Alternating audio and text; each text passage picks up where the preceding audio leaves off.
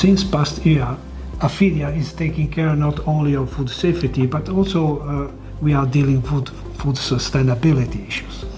And here in Prague, at RAFA, we had the possibility to listen by Chris Elliott, Professor Chris Elliott, a very interesting presentation that is about the possibility to understand whether a supply of some raw materials for the food industry, can be soy, can be other stuff, is coming from a cultivation, a crop, an area where they take care of the environment, or still from an area where they are making deforestation. As you know, there is now a new regulation about that. It will be enforced in 2025, but it is not so far. So, Chris, how you can do it? First of all, I'm glad you found my presentation interesting. And I think you're absolutely right. A sustainable food supply system is what we're all trying to achieve. And deforestation is one of the biggest threats to that in terms of our climate change, loss of biodiversity, but also the impact of people who live in those areas that are being deforested. And so what we set out to do is, could we use science and technology to actually track the origins of the soya? Where was it grown? We started off thinking about, could we actually tell what continent it came from? That's quite easy. Then we said, what country does it come from? A little bit more challenging, but we can do that as well. But now we're getting down to what regions of a country was that soya grown. And how we're achieving this is through very good analytical chemistry. Our method of choice is using ICP-MS, so we are using elementomics, measuring the patterns of elements that are present, because wherever the soya comes from, the elements in that soya are basically from the soil from that region, and we can get a really, really good fingerprint.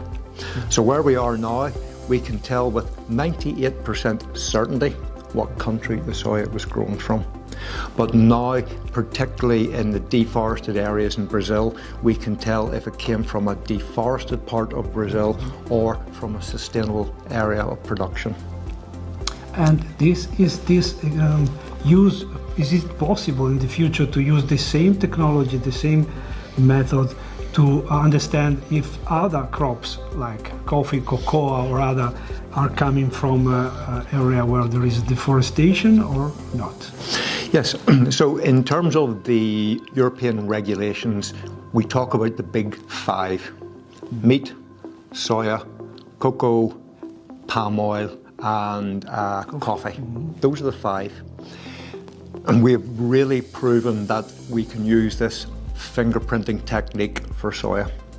Now we're embarking on a project on coffee, but I know another research group are actually doing cacao at the minute and finding very similar results. So we want to use this scientific ability and then feed that into the blockchain systems where people are buying and selling stuff.